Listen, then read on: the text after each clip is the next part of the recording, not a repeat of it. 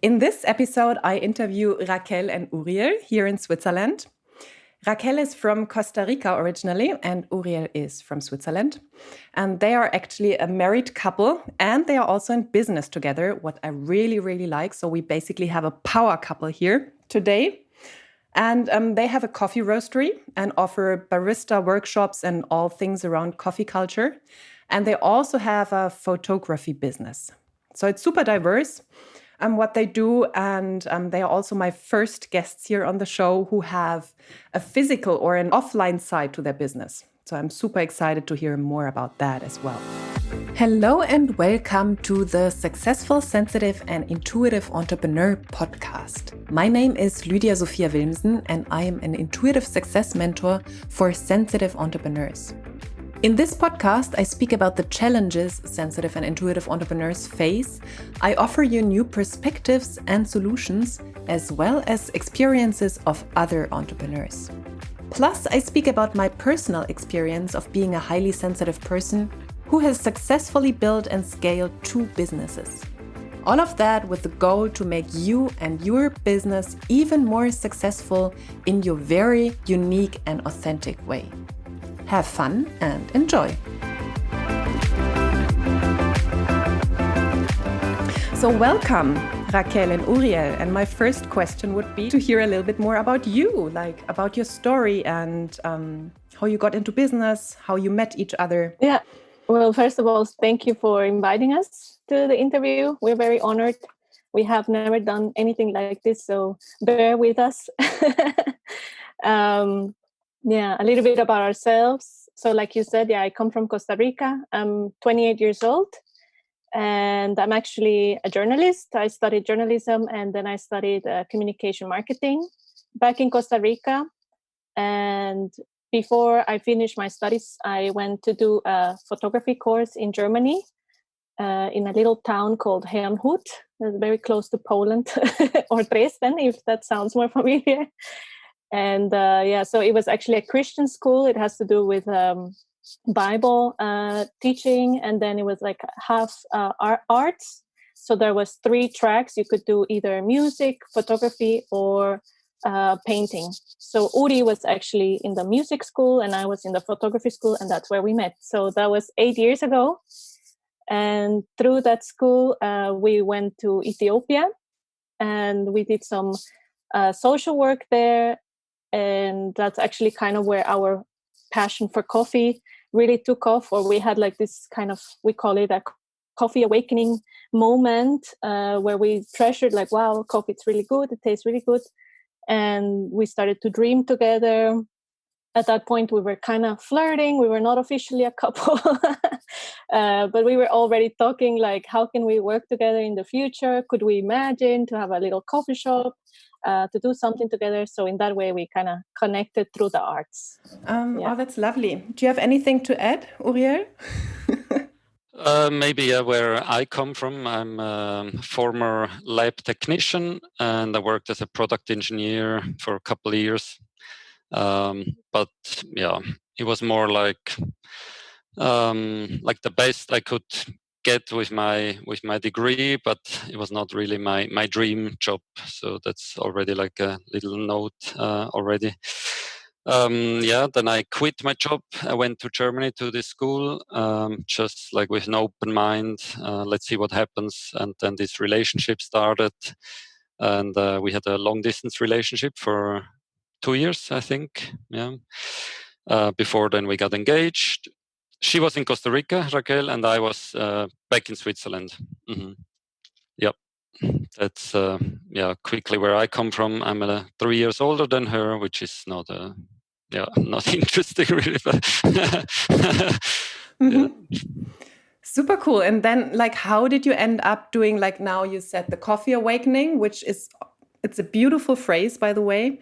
And how did you end up then to open the coffee roastery? Like, how came the decision to actually go for that dream? Because many people have a dream, but like 0.1% make it into a reality. That's my number. I have no idea. If I may, I think it was a little bit more my dream to do something with gastronomy, maybe one time in my life. it was one of these things, like I could imagine, like maybe that's the thing that I want to do, but I didn't know how to get into that. And then in Ethiopia, there was the thing with the fresh roasted coffee. You know, people in Ethiopia, they always roast their coffee before they drink it. Not like here, you always buy roasted beans already, or no one roasts themselves. So there was a big awakening, like to see how good coffee could taste when it's freshly roasted. Yeah. But then from there, it was like a long process. We didn't know immediately we're going to have a coffee roastery. It was more like, yeah, maybe something with coffee and so. And then over the next months or years, we started to, yeah, it was a long process to really nail it down. What do we want to do? What are we able to do? Also, as like, we're both not educated in gastronomy. And coffee, you cannot really have an education, and you could take courses, but not like a 3-year program or so. Yeah. So let's just say it was a long process. Maybe Raquel, you want to add something to that? Yeah. I remember very early when I met Uriel and he went back to Switzerland, I went back to Costa Rica. He was very frustrated with his job. So this was always a topic. So we kind of, it was kind of the beginning, like this frustration, like, okay, how can we break out from that? And it was really until I came to Switzerland that it was like even more intense, maybe because he had someone that he could really express his feelings. And then I was there, and then he was just like every day coming home really exhausted, really frustrated. And that's really when we were like, okay, we're going to make a plan.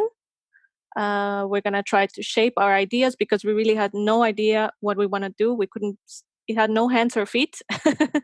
As there was many discussions, lots of how you say, like philosophing together, a little bit thinking like how can we envision each other. And Uriel mentioned that actually earlier, like many years before, he already had the vision of starting something with his friends, and he had already presented it to some people, this idea of starting kind of like a restaurant, but he never had the courage to go ahead with it. And I am a person, like my mom or my parents, they always said to me, you can do anything you put your mind to, so for me it was not difficult to imagine like, okay, we're going to do something together. It was more like, what are the steps that we need to take to make it a reality? And I think it was good that we had this balance between each other, because he was more talking about, okay, the vision, and I was more like pushing him to make it a reality.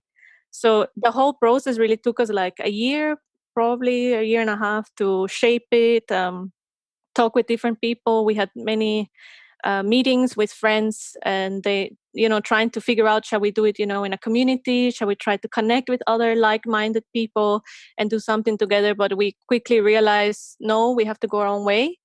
It's very difficult to have the same vision when you involve other people. So yeah, that's kind of how it started. Super, super interesting. Like I could ask many questions. Just the first thing, or the last thing, what you mentioned now about, you had the idea of like doing it with other people or like-minded people, and and you already have to bring together basically two different people, like you and your husband, basically. And like, what do you think makes it work? Like you have been 8 years together, you have the coffee here and the roastery since I think 3 years or even 4 years, not sure. Almost 4, yeah. And the photography business, and photography 5, 6 years, 6. So that would be super interesting to, like, how does it work? Is it just that you are so well connected, or that you have a great communication culture, so you fight and you talk about things instead of repressing it, or how do you do it? Yeah, definitely we have a good communication with each other, but it was very hard sometimes, I would say. Many hours and many clashes and so. But I don't know, it works great for us to work together, and we had to learn for sure to not talk always about work. Yes. So, for example, we try to, like, after 9 in the evening, we try not to work, not to talk about work.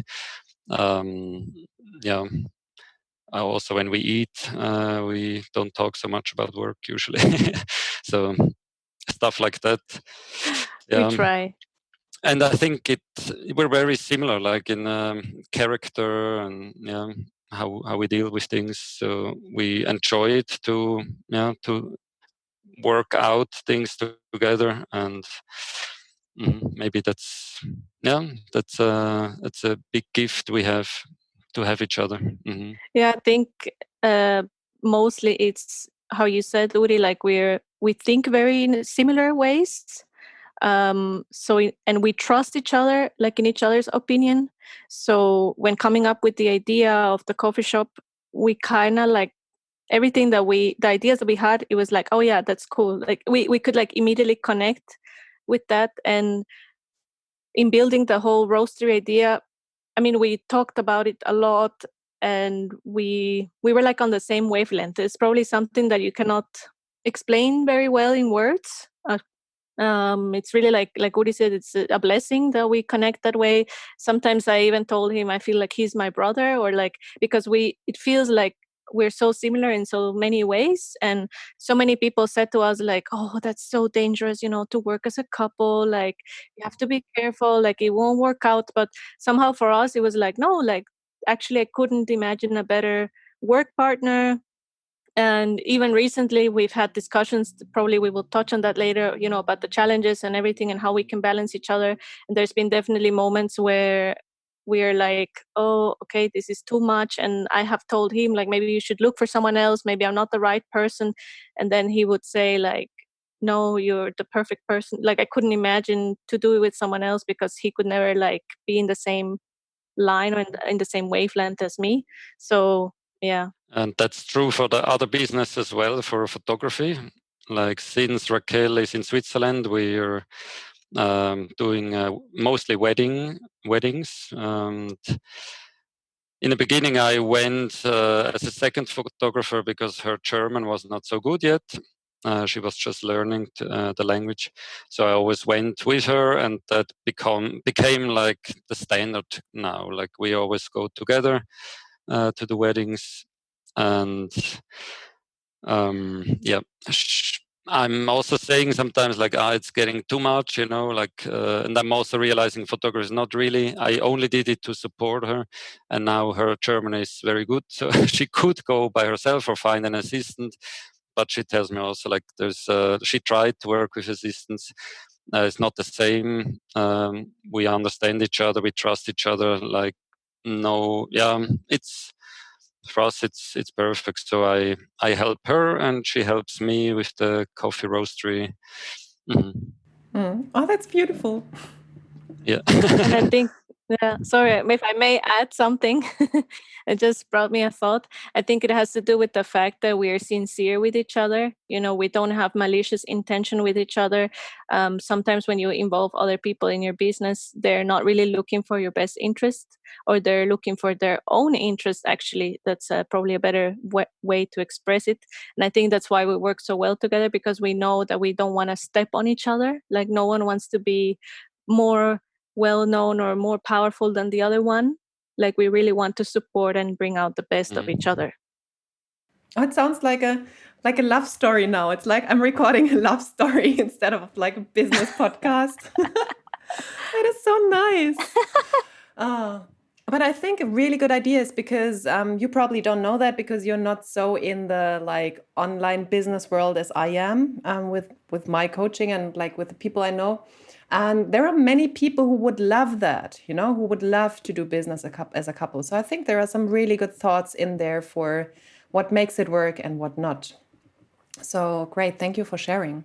And perhaps because we already touched now on the like how it works like as a couple in business.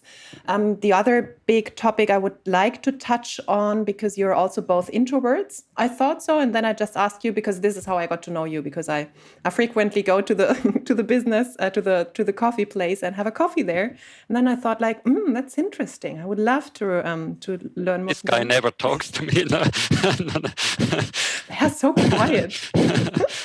No, you're just really friendly. No. And yeah, I thought I asked you, and I would love to hear a little bit more about that, because sometimes being an introvert is not so appreciated, or also people think it's not appreciated so much. You know, you have to be like full on and go out there and talk and entertain and make your business visible. Like, how is that for you? How is business going, that it doesn't overwhelm you and that you get great results, obviously, as introverts?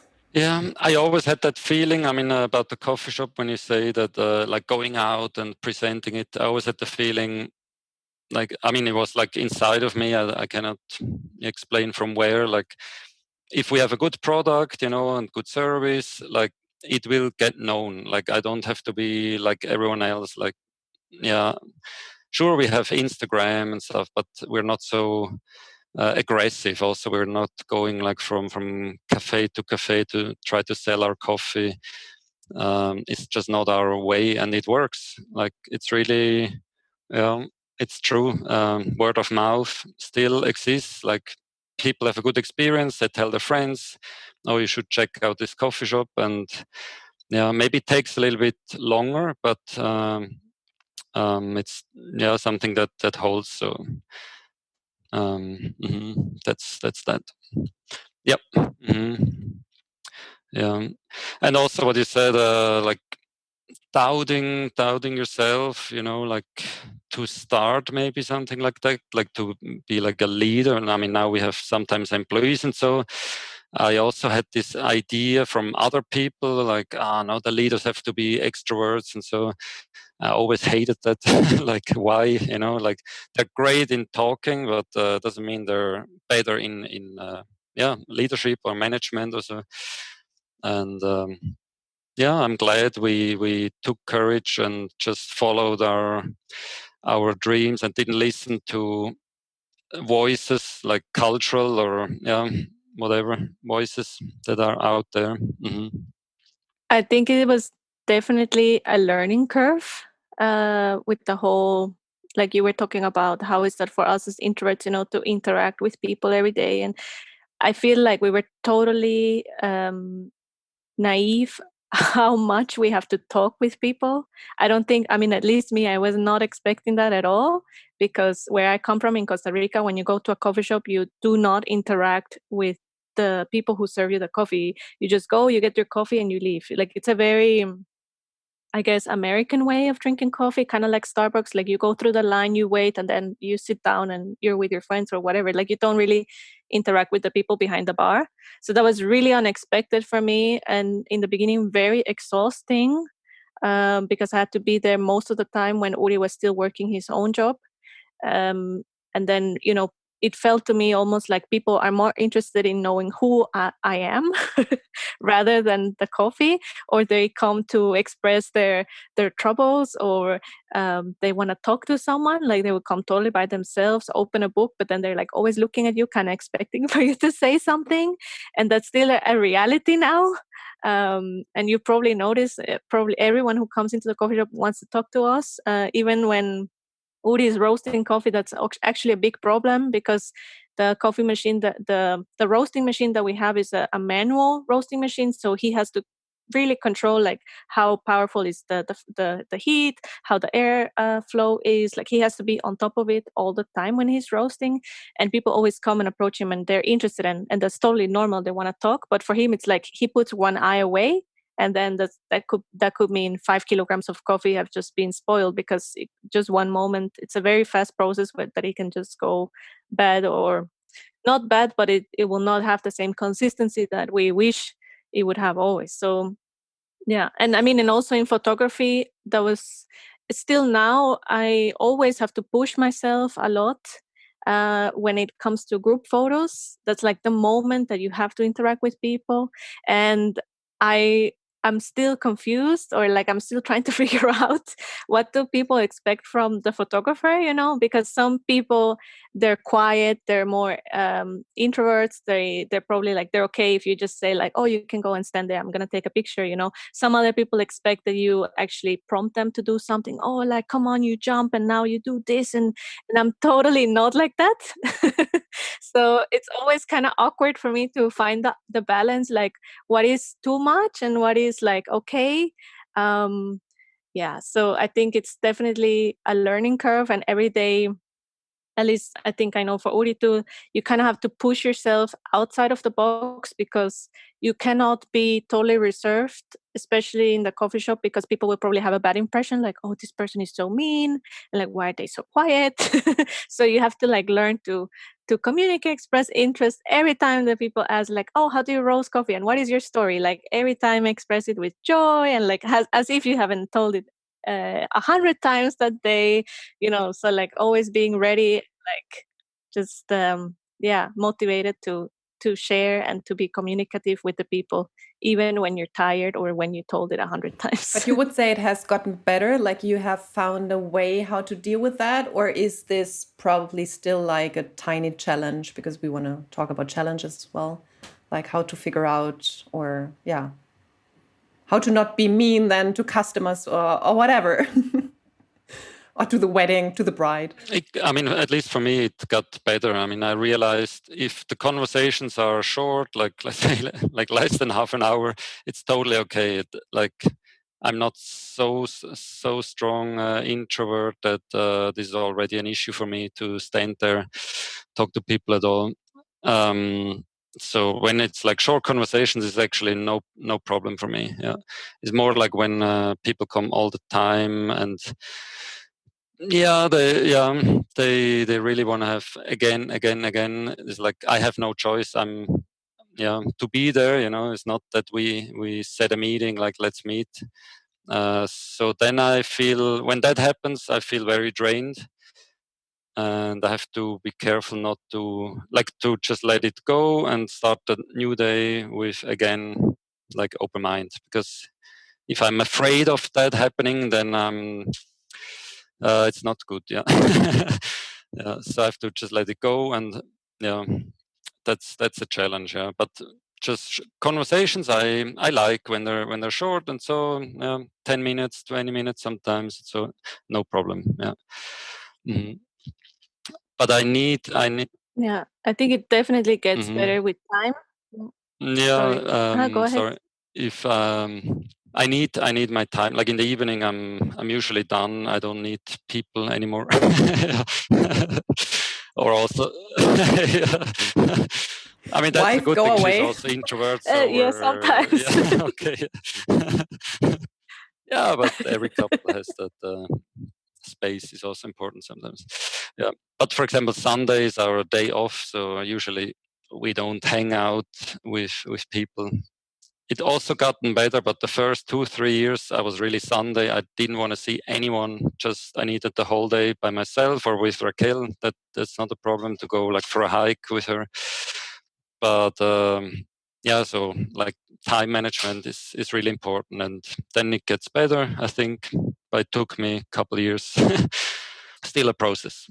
Yeah. And for me, I think in photography, it definitely got better, because with time, I've learned that it's okay to be yourself. Like you don't have to pretend that you're an extrovert when you're not an extrovert. You don't have to pretend that you want to make people jump when you think that's actually a very cheesy, silly photo.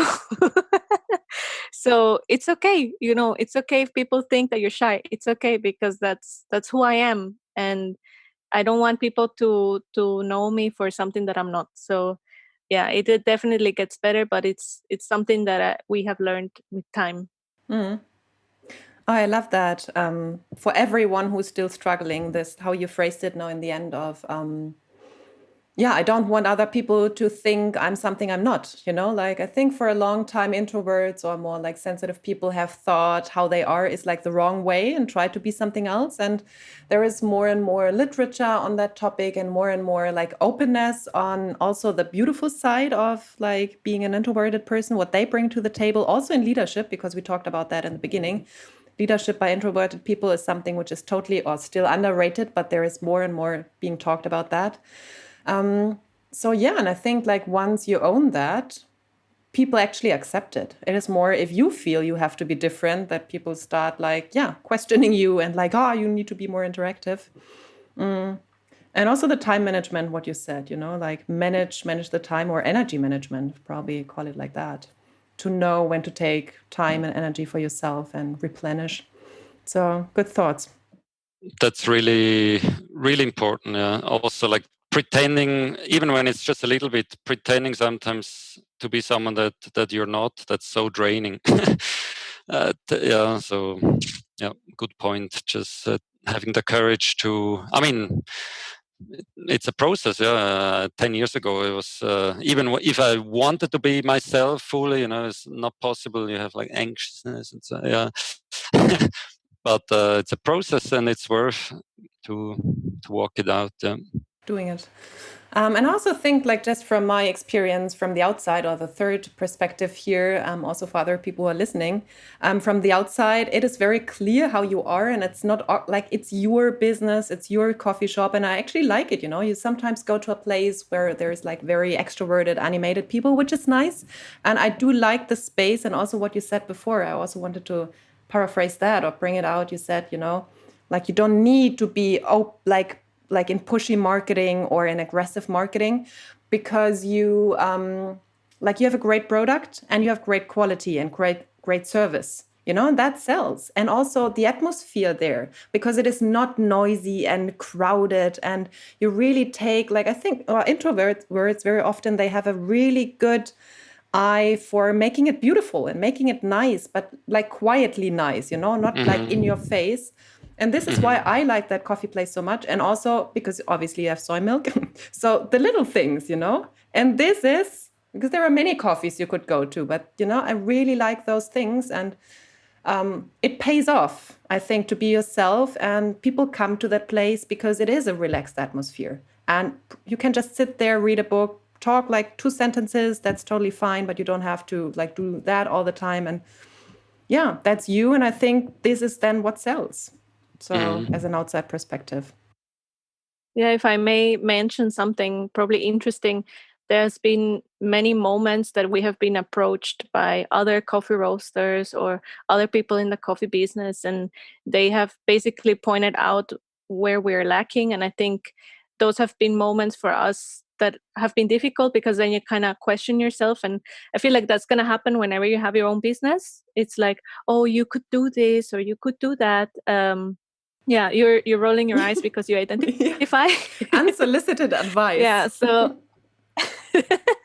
I feel like this happened a lot to us, especially in the beginning, because we were also so not very experienced. So it's easier to let your, how you say, your your mood or your life be influenced kind of by what other people have to say. And there was moments that we doubted ourselves, or like, oh, maybe we have to, I don't know, make an article in a magazine, or maybe we have to do this or do that. And I think there's definitely some wisdom to those advice. Like, we listen, but you have to take the good and then leave out the bad. Like, just not let yourself then be misled and thinking like, oh, I'm going to go this road, because then we come back again to what we were talking about before. Like, it's not really then yourself anymore. And then you're not really happy at all. So I think that's also something important to remind yourself. You make your own road, like you pave your own road, and you don't have to do it for other people, especially when it comes to your own business. You do it for yourself. Wonderful. You should have kept this for the end. It's like a beautiful end note, but we're not done yet. Yeah. Okay. No. Yeah, it would be lovely to hear a little bit about challenges. Like, what have been perhaps the biggest challenges? And we obviously touched on some already. And with that, Perhaps also biggest lessons. Like, do you want to share, or would you like to share some? Can be everything. Can be personal. Can be financial. Can be whatever. Other people's advice going wrong. Raquel, challenges, because for me, it's always good life. We're happy, Usually the woman, good that you forgot. Yeah. Yes. I mean, it comes to my mind right now. There was for sure a time where Uri was very insecure about his performance. So, like, is it good enough what I'm doing? Like the quality is my or the coffee? Is my product good enough? And there was definitely, I would say, a year that was kind of experimental phase where he had to come to his own happiness. Like he set his own bar, he had to reach it himself. There was no, because for me, I tasted the coffee and I'm like, it tastes delicious. From the first day that he roasted it, I was like, I think it's the best coffee ever.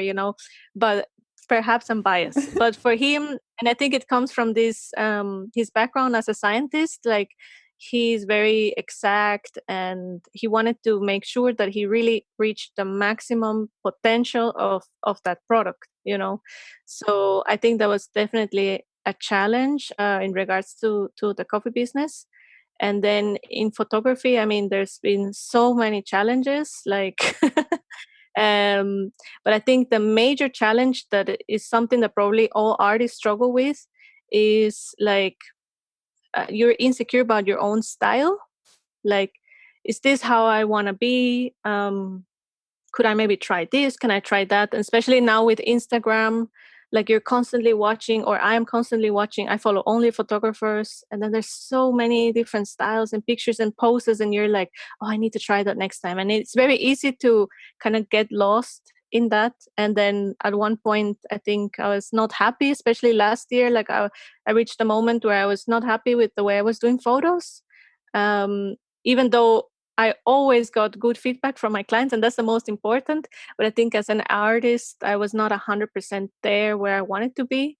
And I think this year, thanks to the coronavirus, actually having that time off, of not working and just kind of taking a step back and just doing, that I could approach it again then after with so much more joy. It helped me really to now find, the way, kind of my style again, like rediscovering yourself, because I feel like that's something that happens all the time. Like you're just constantly discovering what you like and your own style. But ongoing challenges, Raquel? Uh-huh. Are you hinting at something? Yeah, I mean, Yeah, I don't say know. it. No, I don't know. I'm asking, but there was more like challenges we had in the past.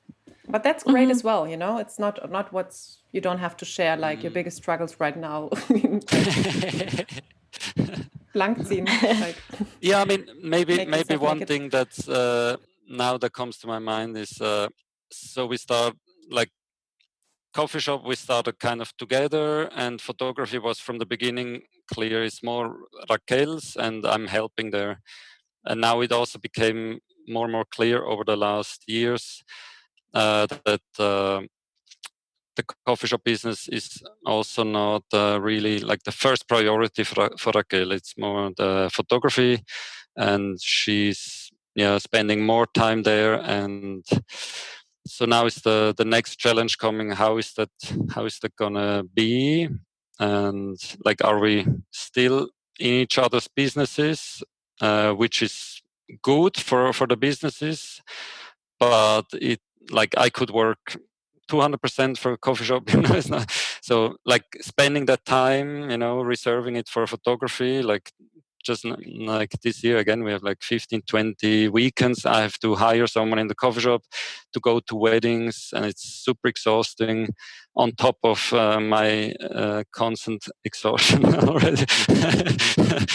So that's just recently we discussed that again, and I think we're still in agreement. We still help each other, and we try to make it work, like hiring people and sacrificing that.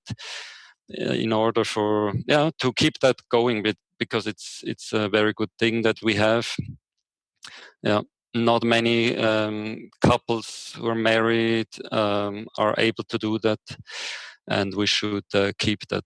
Like me helping in photography, maybe like 20% of my time or 10%, and she helping in my others, because it's also very benefiting what she's bringing into it with her design. Just a different perspective. Yeah, so that's a struggle, and it's going to be for the future, because both is growing, and also with that family planning, do we ever want to have kids? We're not against it, totally not, but how are we going to make it work? And so, yeah. It's very interesting, and I think it's it's so funny because offline and online business is, in the end, it's very similar. The struggles you have, like what you mentioned now. Self-worth. Am I good enough? Is my product good enough? It's because the product is you. So it's basically the same. I know that from everyone. It's always an issue, and I liked what you said, Raquel, of like you having to find.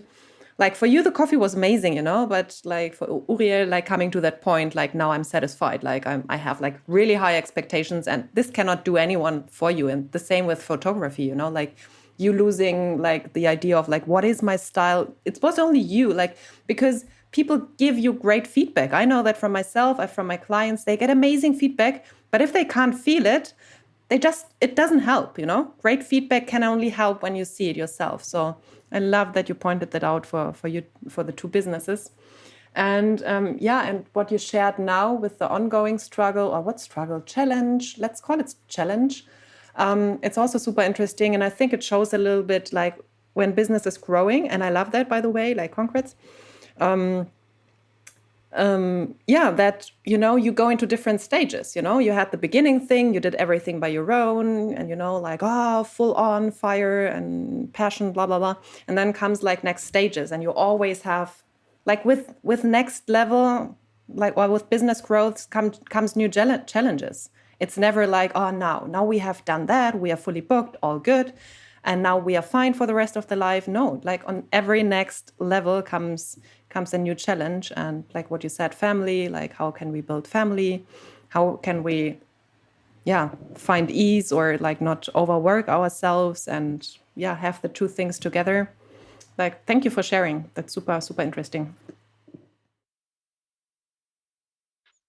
So for now, we just have 2 cats. You're practicing with cats, and then Yes. let's see how it goes with two little babies. bit easier, yeah. Oh my goodness. Yeah.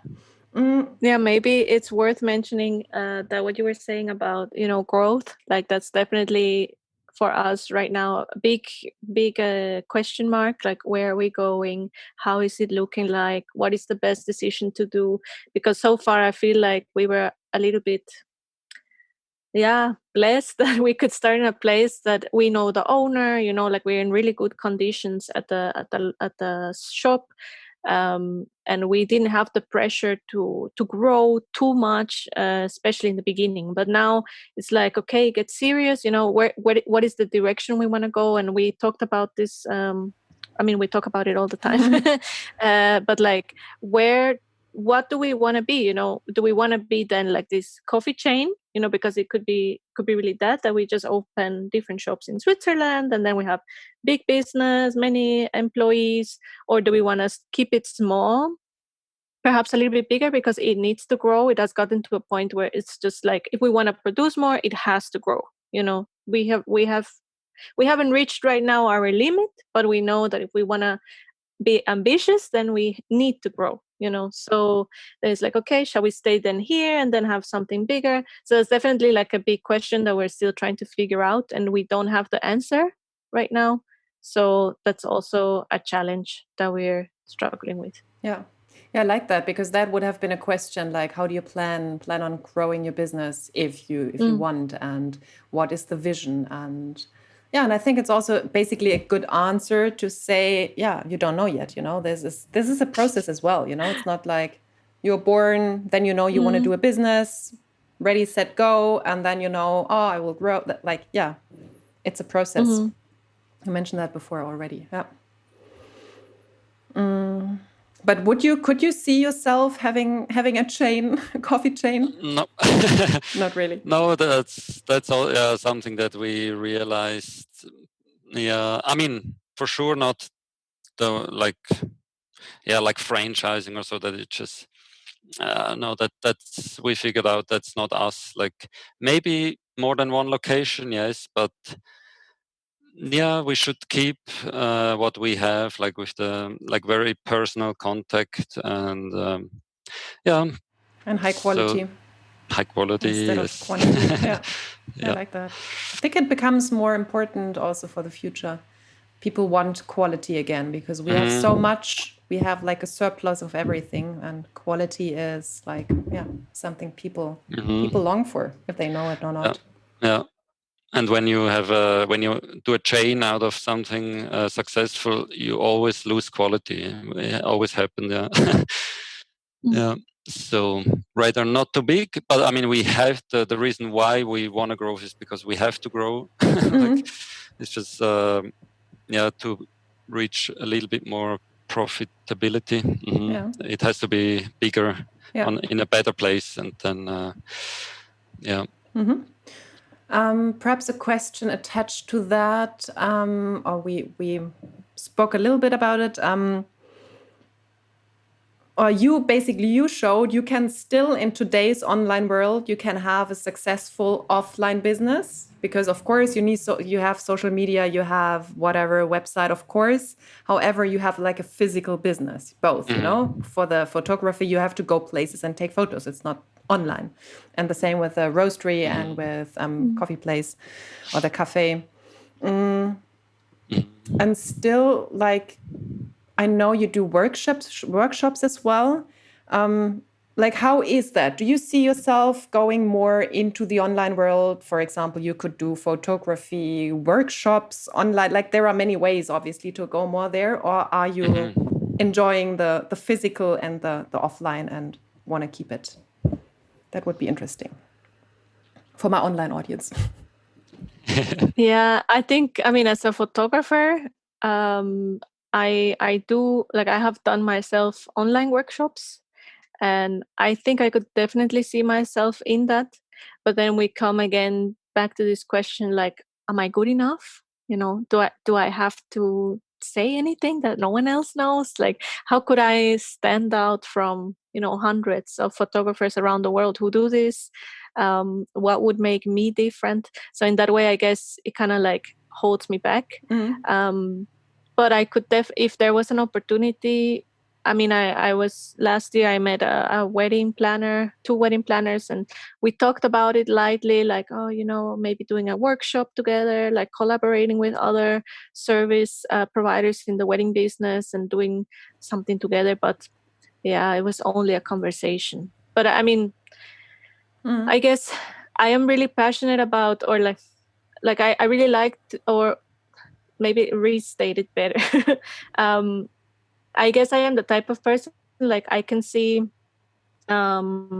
if someone has potential in something, like, I am happy to help where I can help. I get approached often by friends or so, like, oh, can you teach me something on Lightroom, or can you teach me how to manage my camera? Can you teach me how to do this or that? Like, I'm totally happy to do that. So in that sense, I guess it would go with my personality, to do something towards teaching online. But at the moment, I do not see myself doing that, like, exactly right now. Yeah. And you do like traveling, Raquel, right? So you like going out there, seeing new places, which if you would just be in your office, that wouldn't be the same. That's true. Yeah. I mean, for myself, I'm not the type to do like these coffee videos. It's not my thing. I need going out, see the people. Yeah, and also if I do barista courses, I like to have small groups and very personal. Like I want them to benefit and not just having like, this cool course and me standing in the front. And so it's really about hands-on working together. Smaller groups. Yeah.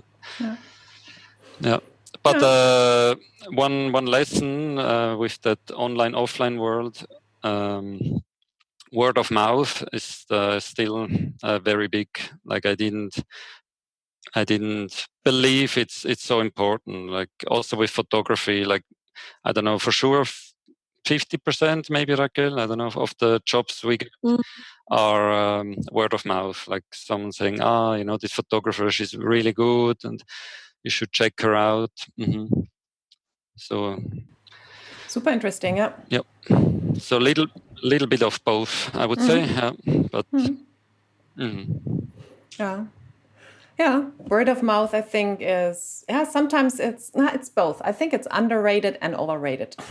Like underrated that people think, I need all this fancy stuff. And sometimes, for some people, and I don't mean you, it might be, how to say that, that people don't take other means, which would actually like boost it massively. So I love that you bring that you build your business to where you are with word of mouth, because sometimes people, from the beginning of their business, I have worked with many who have started their business and they just wanted to have this perfect funnel, which brought in money, blah, blah, blah, blah. And you showed the perfect example of build it with time, give it time. Sustainability comes not through like one funnel and then it's like boom off and you make like hundreds of thousands every month. No, it needs quality. It needs your time. It's personal growth. It's personal development. It's development of the product. And then you have something which is sustainable and people keep coming because word of mouth, it is being done by itself. You don't have to put anything in anymore. It's like going.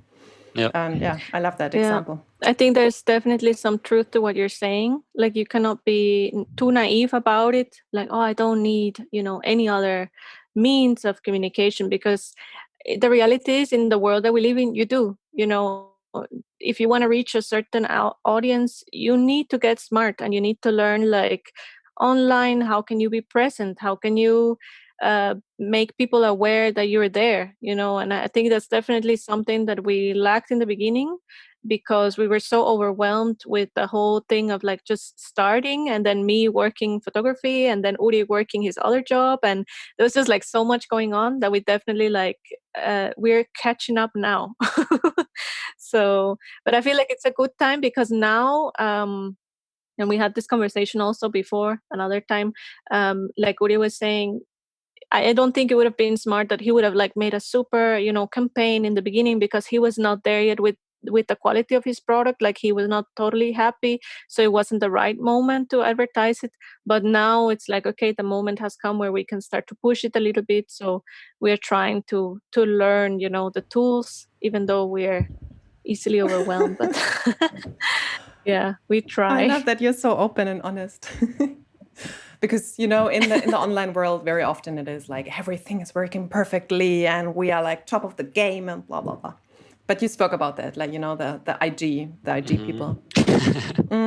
I loved what you said. It's the right time, like at the right time, things have to be implemented, because I also happened, like in my audience, very often it happens. I have to have a fancy website and then they actually start working and figuring out what they actually do, So I do love, like you have a nice website for both, like good websites, like for both of them. You have the online channels so people can find you, they can reach you.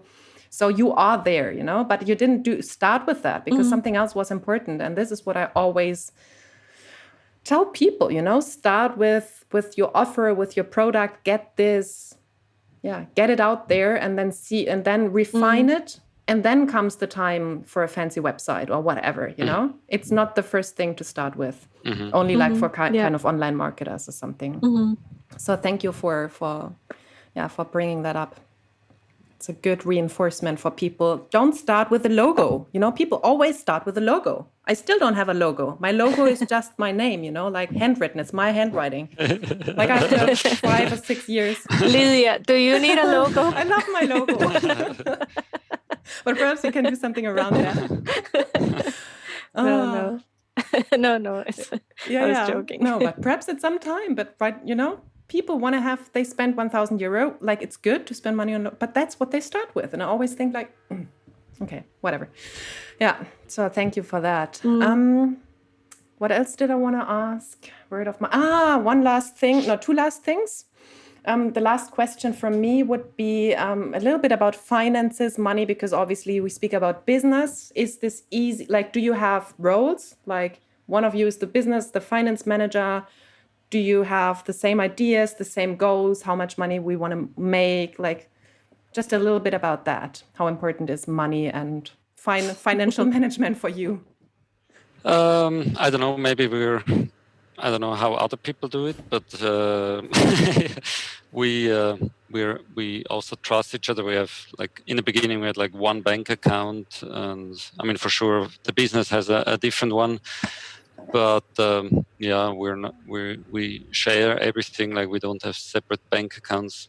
Now we do, but it's like totally like you need, I need, so like yeah, we're totally cool with that. And goals, I don't know, like traveling is always like going to Costa Rica, you know, visiting her family is always on top priority. We always do that. And yeah, interestingly, we always have the same goals, like new car, we should save for that. Yeah. And maybe yeah. So it just works, basically. You don't have anything, it just works. It works. Okay. Oda? I think maybe if I may add something, just came to my mind. At the beginning of the year, I took an online course actually on defining your vision. It was from another photographer. And one of the exercises that she did in the beginning was like to close your eyes and to imagine, like just imagine where you want to be in 5 years. Like how does your life look like in 5 years? Do you have a house? Do you have family? Do you have what is around you? Are you on a vacation? And that was like a really good exercise for me, because then in defining what vision you have, then it has also to align with your finances and your financial goals. And for me, it was mostly important, or it's still a struggle, with the whole pricing thing. Like how do you price yourself as a photographer so that you not only cover your basic expenses, but also so that you can achieve this vision, in 5 years? Like how does that look like? How are you going to structure your pricing, and yeah, what are your financial goals behind your work? Like it's not only just work and just doing the practical thing, but also like caring and thinking towards the future. So having said that, I think with the coffee shop, because we were so unexperienced, I think really until recently we realized the potential that we have, as sad as that sounds. Like we were like, oh, this is working out, like we could make something with this. Better now than never. Because we kind of always hope for that, but now it's like, oh, it's actually going, like people are noticing, like it's moving, it's growing. So now we can, that probably goes along with what we mentioned before, think about a new place, and then having like big dreams. How does that place look like? What is important for us, and not really setting limitations in that sense. And financially, I think we were in the beginning, because we were so small, like, oh, we're so afraid to do a loan. We did a crowdfunding. I don't know if you read that about on our website. So we were like really careful that we really don't overstep financially. We wanted to be very careful with that. We don't want to be in a debt. We don't want to owe money to the bank or to anyone. And now we realize, the real world, it's okay. It's everyone does it, like you can get a loan in a bank, and you can, So in that sense, I guess our dreams with the coffee shop are also bigger, and hopefully one day we can have a house with a garden. That would be like the ultimate dream. Lovely. Yes. Yeah. And traveling, that's also important. Yeah, super nice. Thank you for sharing. And I just thought when you said like, and now we are thinking like, how you like investments and stuff like that. And I just thought you are like in heaven, in paradise, because due to Corona, you get this huge financial, like how do you say that? Interest. No interest, like at no interest. You get like 50,000 euros from the bank. So, whoa, that's money you can use for 5 years if you want and pay it back in 5 years, no interest, no nothing. It's like, what? Switzerland. You're blessed in this country. I have to look into that. I thought it's just for, I have to look into that. Yeah, look into it. I just know it's for business owners. I don't know if there's specific one. I thought this is more for like Corona affected issues. Like if you, I don't know. No, it's should for working out. Yeah. Anything. Okay. So if you plan on doing something. We need more like 500,000. But, cherish what is there. Value the small bits. That's 1/10 of 500,000. Yeah. Super cool. Okay, but that's nice that you put out a number like for others to think about. Yeah.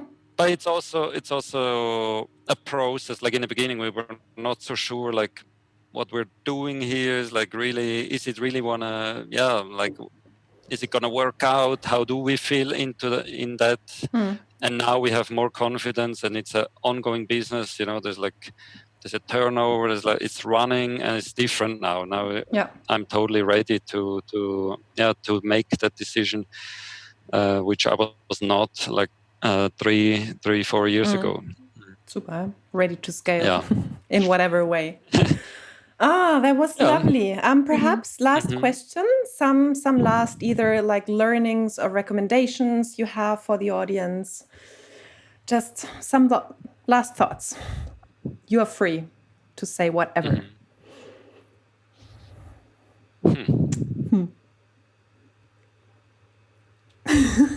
Let's talk tomorrow. Thinking about it. Yeah, I mean, as an introvert, I guess often in the business world, when you're like stuck in a company or so, easily you find yourself, probably many people find themselves like that. Yeah, other people take care of you, kind of. They take almost advantage of you, like maybe as a hard worker, intelligent person, but not so extrovert, not so good in selling ideas. And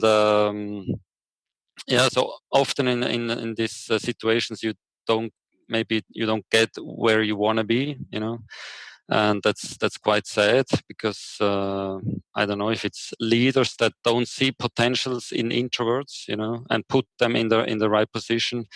I saw that often, or I missed that kind of leadership. But for those people, I don't know, like maybe there is something like a vision, something you want to do, and just go for it. Take the steps, and with the steps comes the next step, and stuff comes along. So it's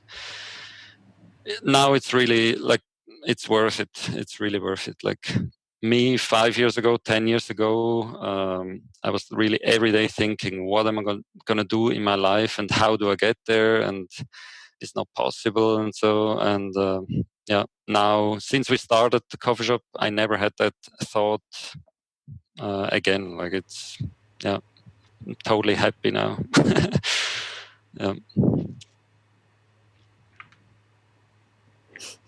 I don't know what was the so good. Go for it. The meaning was like, go for it. Go for it and be happy. I touched another topic actually, but that's a different, like leadership, like those people who are in leadership position, like don't just listen to the ones that speak up, bring the good ideas, but like try to see the potential in also those that are quiet. I love that. I just wanted to add something to that, because obviously we have people who listen who do have teams already, so who have bigger businesses, and it's an important point to include not only like extroverts and really see the power and potential of introverts in your team. So thank you. Yeah, something that I wrote down just before the interview that I said, biggest lesson. I think you had asked us about it, but we actually didn't talk about it, or we didn't talk about it too much. But for me, just in general, one of the biggest advice that I've ever received is from my mom actually, is you can be whatever you want to be, and you set your own limits, and you decide for yourself if you're going to do it or not. And I think that's very important, because other people will try to put you down, and sometimes even the biggest limiter is yourself. You fight with your own mind, like you're like, no, I'm not good enough, or I could never have my own shop, no one would ever come to, why would I do this, like you fight with yourself and you set your own limit. And that's something that I'm so grateful that my mom always told me, like, you want to do this, do it. You want to, I always talked about having my own shoe shop. It's still a dream I want to achieve. uh, she was like, you want to have a shoe shop, you go and you buy those shoes and you sell them. You want to do this, you're going to do it. So there was like never a limit in my mind to what I can achieve. It always seemed like it was just at the reach of my hand. Like when I decide I'm going to do it, then I'm going to do it. And that's something that I realized here in Switzerland. I don't know how it is in Germany or in general in European culture, but in Switzerland, that's not very encouraged, that you're so self-secure, that you're so confident that you say to yourself, like, oh, I want to start my own business, so I'm going to start it. It's almost like you have to be always humble and like, oh, that's too much. You cannot be too proud. You cannot be saying that you have something better than someone else. You're kind of like putting or that's at least how it has come across, because I remember when we were starting this idea with the coffee shop, and people weren't like, are you sure that's gonna work out? Like Rheineck, it's not so good, and it's a very small town. And have you done market study? And like, you have no experience in gastronomy. And it's like, no, we're gonna do it. Like we believe in this. We're gonna do it. So follow your own dream and follow your own vision, even though other people don't like it, and that's okay, because you don't have to please other people.